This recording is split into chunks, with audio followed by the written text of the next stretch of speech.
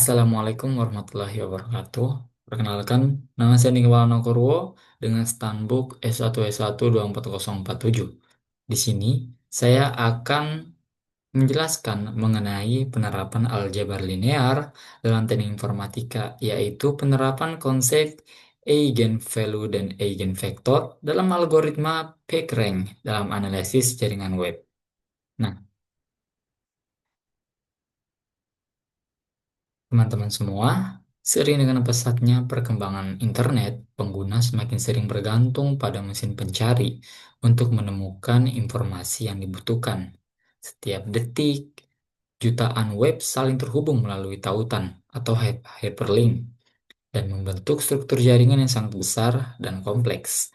Dalam situasi seperti ini, tantangan utama yang muncul adalah bagaimana mengukur tingkat kepentingan atau relevansi suatu halaman web dibandingkan dengan halaman lainnya. Nah, salah satu solusi yang paling berpengaruh dalam sejarah teknik informatika adalah algoritma PageRank. Nah, algoritma ini dikembangkan oleh Larry Page dan Sergey Brin, sekaligus pendiri Google, sebagai metode untuk menentukan ranking halaman dalam hasil pencarian web. Nah, PageRank ini menilai pentingnya suatu halaman berdasarkan struktur link antar halaman, bukan sekedar isi kontennya. Inti dari algoritma ini adalah pemanfaatan konsep eigenvalue dan eigenvektor, dua konsep fundamental dalam aljabar linear. Nah, dalam aljabar linear sendiri, eigenvektor dari suatu matriks adalah vektor yang arah perubahannya tidak berubah ketika dikalikan oleh matriks tersebut. Eigenvalue adalah skala perubahannya. Diagram ini membangun sebuah matriks transisi yang menggambarkan probabilitas perpindahan dari satu halaman ke halaman lain, kemudian menghitung eigenvektor utama dari matriks ini untuk menentukan ranking setiap halaman. Nah, kita masuk ke rumusan masalahnya. Nah, di situ tadi saya sudah menjelaskan sedikit mengenai latar belakang dari PageRank ini. Nah, kemudian saya akan membuat sebuah rumusan masalahnya. Nah, rumusan masalah ini sendiri berdasarkan latar belakang. Nah, yang pertama itu adalah bagaimana konsep eigenvalue dan eigenvektor diterapkan dalam algoritma PageRank untuk menentukan peringkat halaman web. Kemudian bagaimana proses membangun materi transisi dan Google Matrix dalam konteks PageRank. Dan terakhir bagaimana pengimplementasiannya di dalam bahasa pemrograman Python.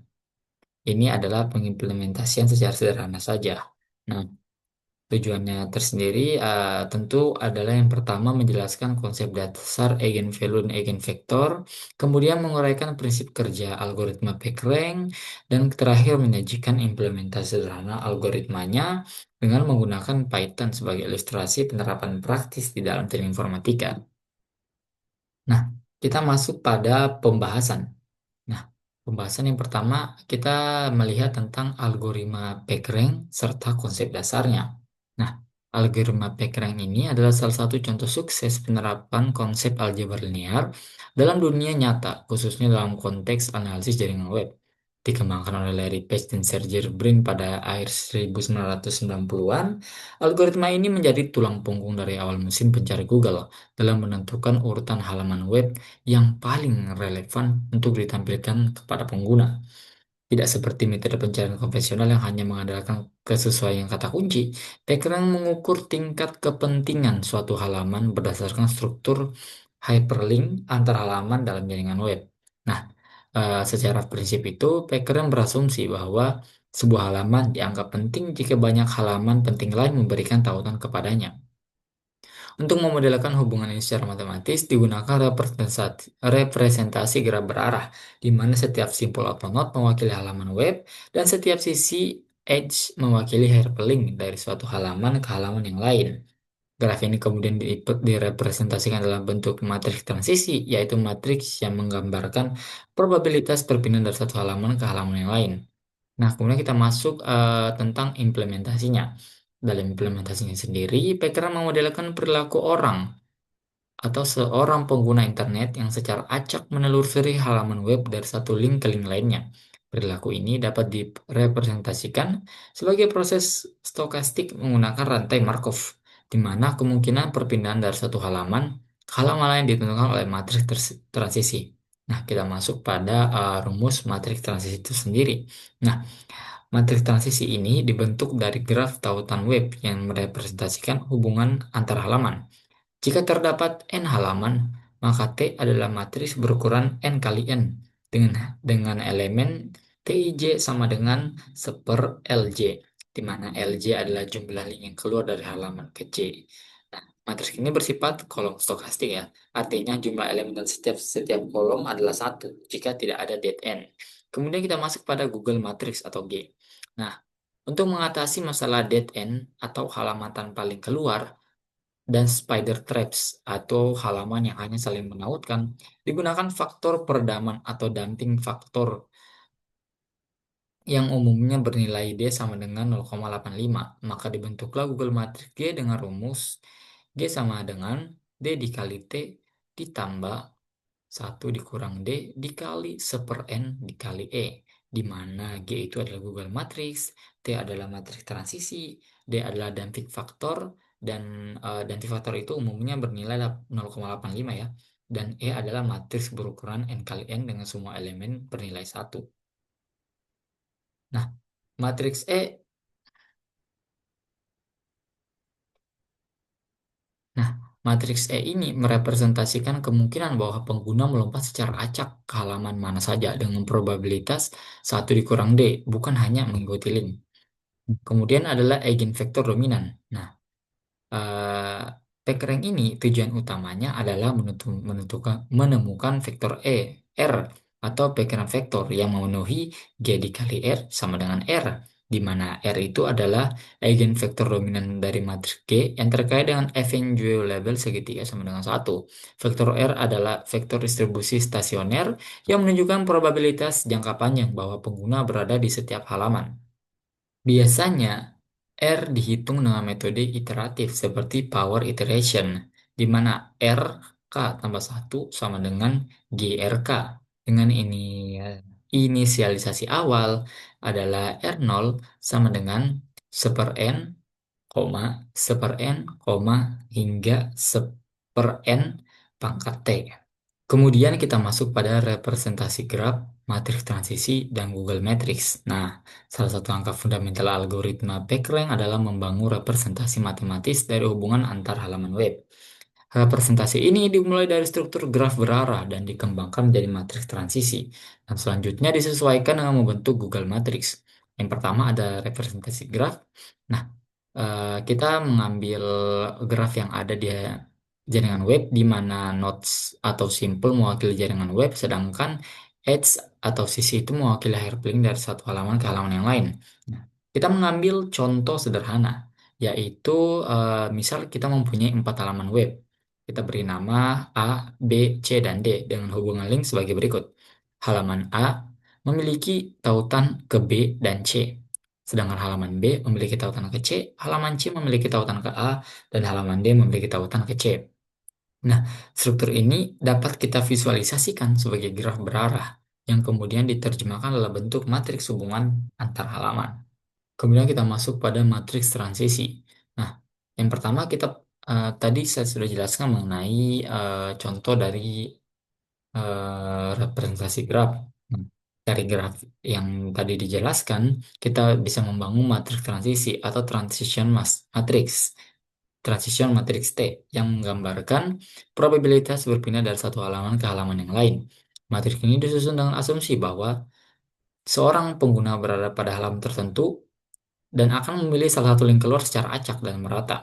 Format elemen pada matriks T adalah TIJ sama dengan seper LJ, di mana TIJ menyatakan probabilitas pindah dari halaman J ke halaman I, dan LJ adalah jumlah link keluar dari halaman J.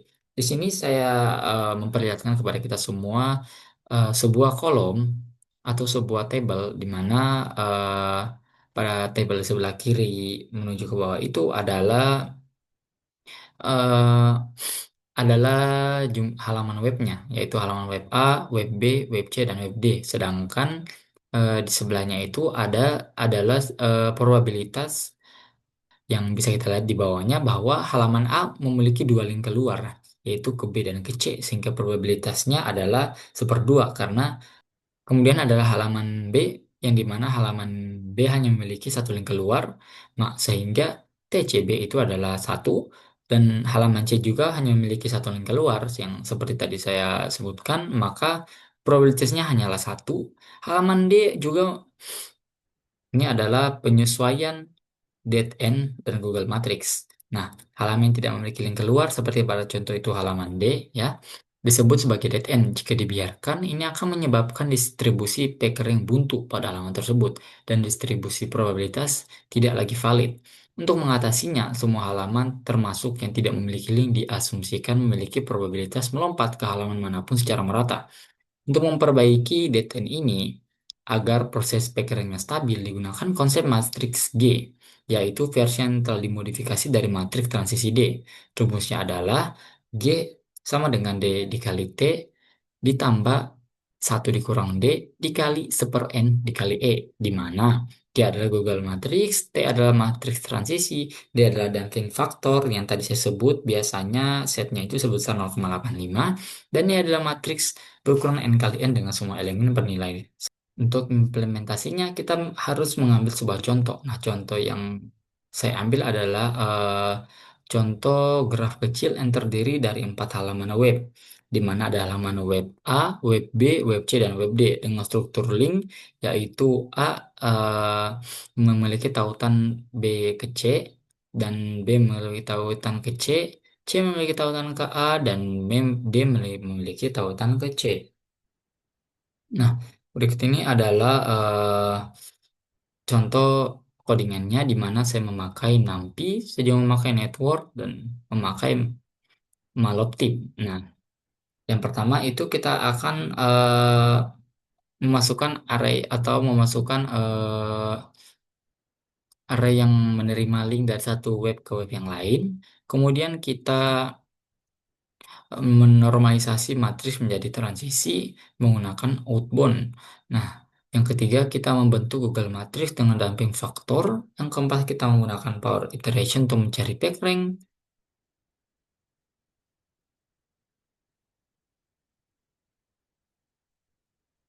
Dan terakhir kita akan output nilai backrang dan kita menggunakan visualisasi graph menggunakan graph yang codingnya seperti ini ya. Nah, di sini ada penjelasannya. Nah, di mana program ini menghitung backrang dari 4 halaman web yang saling terhubung menggunakan representasi graf berarah. Hubungan antar halaman dikodekan dalam bentuk matriks link L, di mana baris menunjukkan halaman tujuan dari kolom menunjukkan asal link. Misalnya halaman A menurut ke B dan C, B ke C, C ke A, dan D ke C. Setelah itu matriks link dinormalisasi menjadi matriks transisi dengan membagi tiap kolom berdasarkan jumlah link keluar dari halaman asal. Untuk halaman tanpa link keluar, distribusi diberikan secara merata ke semua halaman. Matriks transisi ini kemudian digunakan untuk membentuk Google Matrix G yang menggabungkan kemungkinan transisi aktual dengan faktor perambatan acak atau damping faktor sebutan 0,85. Dengan menggunakan metode iterasi daya, program menghitung nilai backrang hingga conversion. Hasil akhirnya menunjukkan tingkat kepentingan relatif dari tiap halaman. Selain itu, struktur graf divisualisasikan dengan networks dan matplotlib untuk memberikan gambaran visual alur tautan antar halaman. Nah, ini adalah visualisasi dari tautan web masing-masing web, di mana gambar yang saya tampilkan ini merupakan visualisasi dari graf berarah yang merepresentasikan struktur hubungan antar halaman web dalam model backrang. Setiap simpul pada graf melambangkan satu halaman web, sedangkan setiap sisi berarah atau panah menunjukkan adanya tautan hyperlink dari satu halaman menuju halaman lainnya. Arah panah menunjukkan sumber dari tujuan dari tautan sesuai dengan arah navigasi pengguna. Nah, di dalam struktur ini, halaman A memiliki tautan keluar menuju halaman B dan C. Halaman B menaut ke C, halaman C mengarah kembali ke A, dan halaman D hanya menaut ke C. Tidak semua halaman memiliki tautan masuk dan keluar yang seimbang. Misalnya, halaman C menerima banyak tautan masuk, sedangkan halaman D berfungsi sebagai sumber tunggal dari tautan dan tidak menerima tautan masuk, menjadikannya contoh kasus dead end dalam struktur jaringan. Baiklah, itulah hasil presentasi mengenai penerapan aljabar linear dalam teknik informatika. Nah, dari penjelasan itu kita dapat mengetahui bahwa backrang ini sangat berguna untuk memudahkan kita menganalisis sebuah struktur graf, untuk menganalisis mana sebenarnya web ini yang lebih penting. Dan kita analisis menggunakan PageRank. Sekian, itu yang dapat saya sampaikan. Lebih dan kurangnya mohon dimaafkan. Saya akhiri dengan ucapan wabillahi taufiq wal hidayah. Wassalamualaikum warahmatullahi wabarakatuh.